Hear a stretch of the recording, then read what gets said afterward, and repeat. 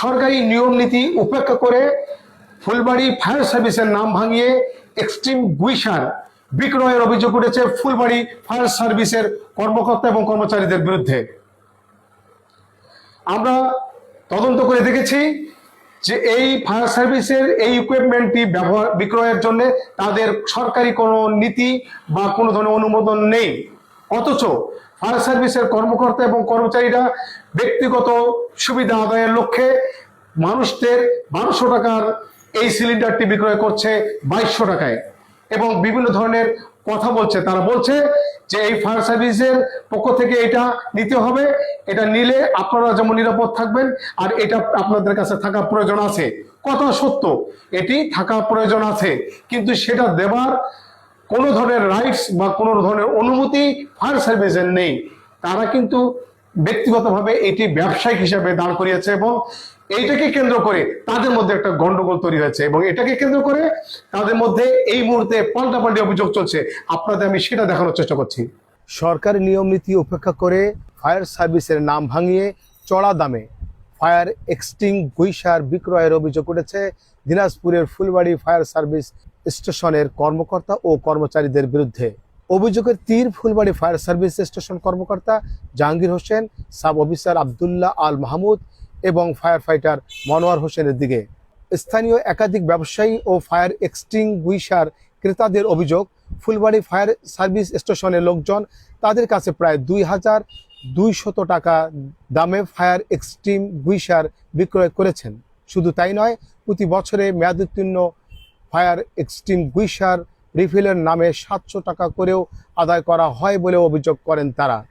Phulbari fire service থেকে আমাদের কাছে লোক আসলো, এসে আমাদেরকে বলছে যে এটা প্যাকেজ নিতে হবে। আমার 2000 টাকাতে এটা প্যাকেজ নিচ্ছি গ্যাস নেওয়ার পর এটা বছরের শেষ হয়ে গেলে আমরা 700 টাকাতে এটা আমরা ভরে নেই। ফুলবাড়ি উপজেলা ফায়ার সার্ভিস থেকে ওরা আসছিল, আসার পর এটা নিতে বলতেছিল, আমরা নিছি যাতে আমাদের সুবিধার জন্য। এখন মনে করেন তখন দাম দিয়েছিল 2000 টাকা, আমরা নিছি। এখন প্রতি বছর যখন ডেট ওভার হয়ে যায় তখন ওরা আসে, আসার পর আমরা ওনাদেরকে টাকা দিই, ওরা ভরে নিয়ে এসে দেয়।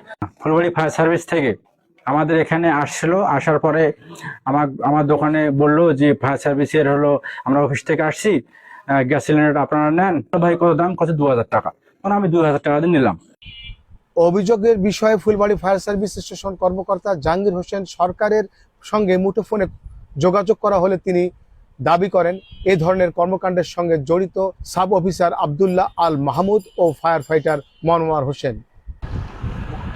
যদি তারা নিয়ে থাকে এটা, তাহলে তো ভুল করছে অবশ্যই। না, এটা কি দায় আপনার উপর যায় কিনা কাজ করছে এই কাজটা, সেটা আপনি ইনকোয়ারি করবেন। ও আচ্ছা আচ্ছা। যেহেতু ফায়ার সার্ভিসের অফিসের উপজেলা ফায়ার সার্ভিস অফিসের কথা বলছে তারা, কিন্তু আপনার দপ্তরের থেকেই যেটা গেছে সেটা কি হবে? যারা জড়িত আছে তাদের সাথে তাদের ব্যবস্থা নিতে হবে। আপনি কি জানেন বা ইনকোয়ারিতে আপনার জানা আছে যে কারা কারা করতে পারে, যেটা আপনার অগোচর হচ্ছে? এটা তো সবাই জানে, আমাদের স্টেশনে মোটামুটি সবাই জানে। এই দুইজনেই হতে পারে, সাব অফিসার এবং মনোয়ার দুইজন হতে পারে। সাব অফিসার জড়িত আছে এই কাজে? হ্যাঁ হ্যাঁ, সাব অফিসার বলেন এরা জড়িত। এরা এখন মানে উল্টাটা আমাকে ফাঁসানোর জন্য একটু মানে ফায়ার সার্ভিসের লোক, আমাদের ফায়ার ফাইটার যারা আছে না, তারা খুবই বুদ্ধিজীবী। হ্যাঁ, এখন তারা এটা কৌশলে করতেছে। আমাদের যে সাব অফিসার ছিল যে আছে, এখনো বর্তমানে আছে, মনে হয় ঢাকা গেছে। ওনার এই কাজগুলো উনি করতেন। ইতিপূর্বে যে সাব অফিসার ছিল উনি 6 বছর ছিল, উনি গেছিল করতো। ওনার ডকুমেন্ট গুলা মনে হয় আছে, ওটাই করতেছে। কিন্তু ভাই আমার তো আসার তো 4-5 মাস হলো। আপনি আমরা জানছি যে মনোয়ারের সাথে যোগ সদস্য এই কাজটা করছেন, এরকম তথ্যগুলো আমাকে পাচ্ছি তো। না না না না না। তবে অভিযোগ অস্বীকার করে দায় চাপিয়ে সাব অফিসার আবদুল্লাহ আল মাহমুদ বলেন, এই কর্মকাণ্ডের দায় স্টেশন অফিসার জাহাঙ্গীর হোসেন সরকারের। যা হয়েছে তার দায় স্টেশন অফিসার জাহাঙ্গীর হোসেন সরকারের। না না, আমি ওখানে ছিলাম, কিন্তু আমি তো অনেক আগে থেকে ওখানে ছিলাম, কিন্তু আমার তো উপরে ইনচার্জ আছে জাহাঙ্গীর সাহেব। হ্যাঁ, আমি ওনাকে করতে তো আমি ওগুলো করতে পারি না, উনি নিজেই করছে। উনি নিজে করছে? জি জি জি। ওর সাথে কে কে করছে? আমি না আমি ওগুলোর ভিতরে জানি না, উনি নিজেই করছে। এখন কার দ্বারা করাইছে উনি নিজেই করতে পারে। কিন্তু এটা আইনত অবৈধ ছিল। এটা ওনার ব্যাপার, আমি তো ওখানে ইনচার্জ না। বুঝতে পারছি। এখন ব্যাপার হলো উনি বলতেছেন আপনারা দুজন করেছেন, তিনি জানেন না। না ভাই, আমি তো ইনচার্জ না। যে ইনচার্জ থাকে সেই বলতে পারবে। তার মানে আপনারা যদি করে থাকেন সেটা কি ইনচার্জের পরামর্শ করেছেন? না আমি করিই নাই। ইনচার্জ যাকে হুকুম দেবে সেই করবে। ইনচার্জ থাকা অবস্থায় আমার কিছু করার থাকে না, আমি ওগুলোর ভিতরে নাই। এর মানে এখন ইনচার্জেরই দায়িত্ব হবে, সেটাই স্বাভাবিক। হ্যাঁ, সম্পূর্ণ ইনচার্জের দায়িত্ব, যদি কোনো অপরাধ আমি তো হয়ে ওগুলোর থাকে। ভিতরে নাই। কিন্তু এখন যদি আপনাকে দেখা যাচ্ছে যে ভিডিও বা ছবিতে আপনাকে পাচ্ছি আমি, আপনি যেটা বিতরণ করতেছেন, বিক্রি করতেছেন, গাড়িতে নিয়ে না বেড়াচ্ছেন। আমি ওগুলোর ভিতরে না। আমি কোনোদিন গাড়ি নিয়ে কোথাও মুখ করবি উনি ইনচার্জ আচ্ছা, থাকা এখন অবস্থায়। এটা নিউজে যাবে, আপনি আপনার কিছু বলার থাকলে বলতে পারেন। না আমিও শোনেন, আমি ওগুলোর ব্যাপারে নাই। আমি ইনচার্জ থাকা অবস্থায় আমার কোনো জায়গায় কোথাও মুখ করার ইখতিয়ার নেই। ফায়ার সার্ভিসের নীতিমালা অনুযায়ী গ্রাহক পর্যায়ে ফায়ার সার্ভিসের পক্ষ থেকে ফায়ার এক্সটিংগুইশার বিক্রয় সম্পূর্ণ নিষিদ্ধ। কিন্তু অভিযোগ রয়েছে কিছু অসাধু কর্মকর্তা ও কর্মচারী ফায়ার সার্ভিসের নাম ব্যবহার করে অবৈধ ব্যবসায়ী নেটওয়ার্ক গড়ে তুলেছেন। ফায়ার সার্ভিসের পক্ষ থেকে এ ধরনের ব্যবসা করার কোনো সুযোগ নেই। অভিযোগ পেলে তদন্ত সাপেক্ষে ব্যবস্থা নেওয়া হবে বলে জানান আমিরুল ইসলাম, সহকারী পরিচালক, ফায়ার সার্ভিস, দিনাজপুর। ভাই, ফায়ার এক্সটিংগুইশার বিক্রি করা আমাদের কোনো ইয়ে নেই। আমরা পরামর্শ প্রদান করি। হয়তো যদি কেউ বলে কোথা থেকে কিনবো, এগুলো লোকাল পাওয়া যায়, রংপুরেও পাওয়া যায়, দিনাজপুরেও পাওয়া যায়, সৈয়দপুরেও পাওয়া যায়, বলে দিই। এবং তারা ওইখান থেকে ক্রয় করে। আর একটা সরকারিভাবে ক্রয় করতে গেলে একটা পরিদর্শন আছে।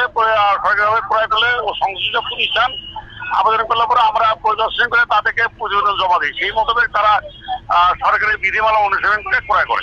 সেটা কি এটা আমাদের ব্যক্তিগতভাবে মানে সরকারিভাবে আমাদেরকে বিক্রয় করার কোনো নির্দেশনা নাই। আমাদের কোনো প্রতিনিধি নাই, আমাদের ডিপার্টমেন্ট প্রতিনিধি নিয়োগ করে না। কেউ এগুলো করে, এগুলো তার ব্যক্তিগত ইন্টারেস্টে করে। আচ্ছা, সেটাও যদি পোশাক বা আপনার গাড়ি ব্যবহার হয় সেক্ষেত্রে আপনাদের পক্ষ থেকে কি করণীয়? সেক্ষেত্রে আমাদের গাড়ি ব্যবহার করলে অভিযোগ হলে তার ব্যবস্থা হবে।